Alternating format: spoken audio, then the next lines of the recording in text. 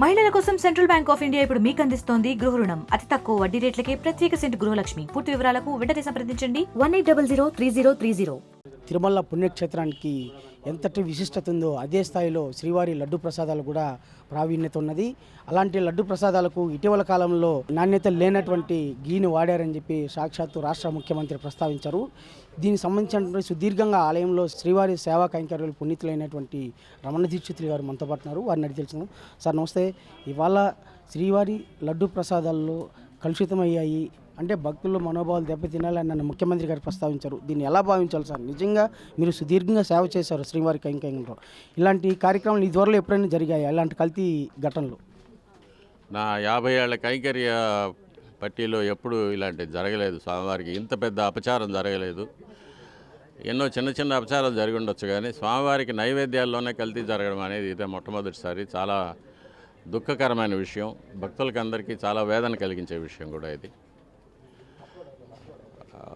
ఇప్పటి ప్రభుత్వం దీన్ని సరిచేయడానికి కార్యక్రమం చేపట్టింది కాబట్టి ఇక మీదట స్వామివారికి ఆగమోక్తంగా అన్నీ జరుగుతాయనేది ఒక నమ్మకం వచ్చింది. సార్ ఇవాళ లడ్డు ప్రసాదాల్లో కల్తీల్లో అంటే ఆ రిపోర్ట్ ల్యాబ్ రిపోర్ట్ మీరు చూసారా సార్? దాంట్లో ఎలాంటి నాణ్యత లేనటువంటి నెయ్యి చేరుండదు. అందులో జంతువుల యొక్క కొవ్వు, కొన్ని నూనెలు కలిసి ఉన్నాయని, స్థావర జంగమాల నూనెలు కలిసి ఉన్నాయనేది ల్యాబ్ రిపోర్ట్. అది ఏదైనా కూడా ఎంతటి విలువైందైనా కానీ, ఎటువంటి వస్తువైనా కానీ ఆవు నెయ్యిలో కలిస్తే అది విషతుల్యం అవుతుంది. అది స్వామివారి నైవేద్యానికి అది అర్హత లేని విషయం అయిపోతుంది. కాబట్టి శుద్ధమైన ఆవు నెయ్యితో మాత్రమే స్వామివారికి చేయాలి, నైవేద్యాలు తయారు చేయాలి. స్వామివారి యొక్క ఇతరమైన కార్యక్రమాలన్నీ కూడా అందులోనే చేపట్టాలి. కాబట్టి శుద్ధమైన నెయ్యితో తయారు చేసిన ప్రసాదాలు మట్టుకే స్వామివారికి నైవేద్యం చేయాలి. అందువల్లే స్వామివారు సంతోషపడతారు, ప్రసన్నులవుతారు, భక్తులకు క్షేమం జరుగుతుంది. సార్ ఈ సుదీర్ఘంగా సేవలు అందించిన అనుభవం ఉంది. మీరు ఇలాంటి ఇన్సిడెంట్ జరిగేటప్పుడు అధికారుల దృష్టికి తీసుకెళ్లేదా? చాలాసార్లు తీసుకెళ్ళాము. ఈవో గారికి, చైర్మన్ గారికి అప్పట్లో తీసుకెళ్ళాము, కానీ ఎవరు దాని గురించి స్పందించలేదు. సార్ ఇప్పుడున్నటువంటి కైంకర్యాల తీరు విధానం మార్పు చేయాలని చెప్పి మీరు భావిస్తున్నారా? మీరు ఎలాంటి సూచనలు చేయబోతున్నారు?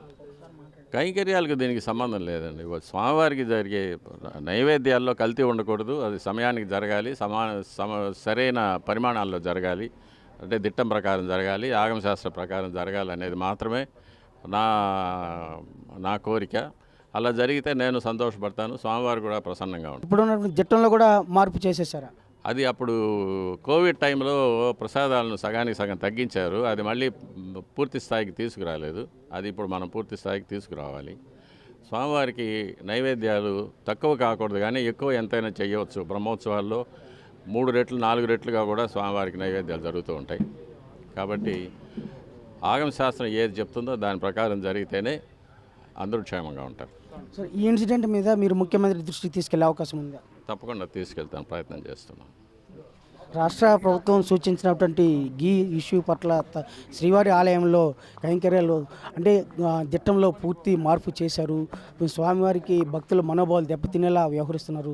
దీని పట్ల ప్రభుత్వం దృష్టికి తీసుకెళ్లి న్యాయం జరిగేలా చూస్తాం, భక్తుల విశ్వాసాన్ని మరింత చూరగొనేలా చూస్తామని చెప్పేసి మాజీ ప్రధాన అర్చకులు రమణ దీక్షితులు పేర్కొన్నారు. Video journalist Saith Ravi, RTV, Tirupati.